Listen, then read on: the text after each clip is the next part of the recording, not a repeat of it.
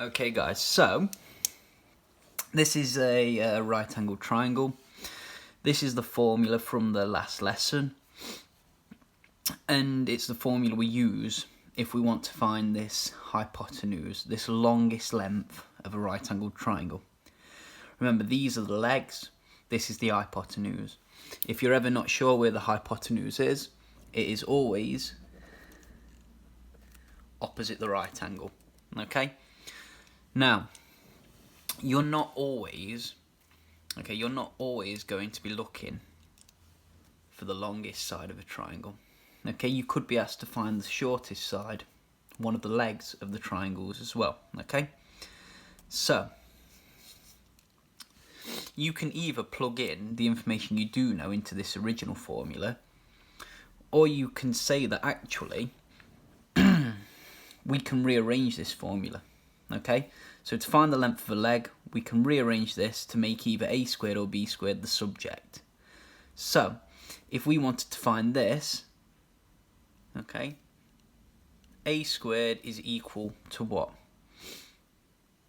Well, to get a squared on its own, we just subtract b squared from both sides of the equation. So a squared is equal to c squared take b squared, okay? Alternatively, if we want to find out what b is, get b squared on its own, we have to take a squared from both sides.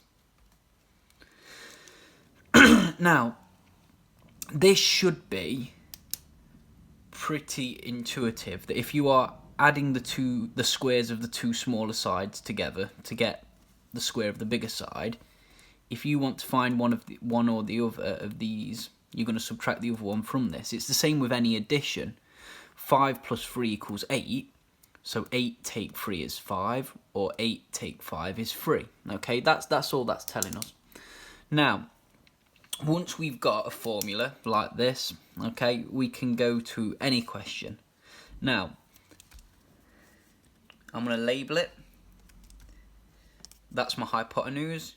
And it doesn't matter whether we call these A or whether we call these B. Okay, now, I am looking for b squared, so I'm going to write out b squared is equal to c squared take a squared. And I'm going to fill in the bits that I know. I don't know what b is, so it's going to have to stay as b squared. I do know what c is. And I do know what a is, okay? So I can fill in a 10 and a 6. I can then replace this for 100, take 36. Okay, I can then actually do that subtraction.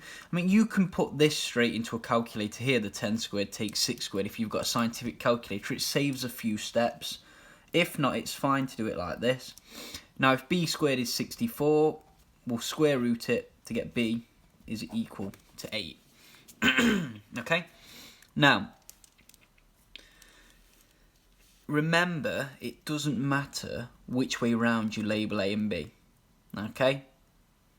In the same way, it doesn't matter whether you're writing b squared equals c squared take a squared, or a squared equals c squared take b squared, dependent on how you've labelled it. Okay? Can you pause the video, guys, and have a go at this one? So you've got a hypotenuse of 5 and a leg of 4, and you're looking for the other leg.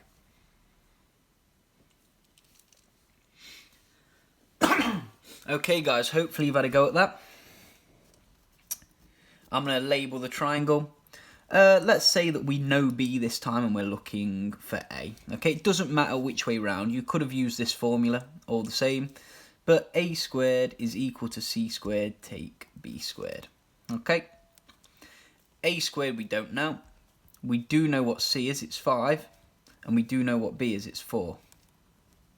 Again, you could either pop that into your calculator, it'll work it out for you, or you can just do it the long-winded way if you don't have a scientific calculator.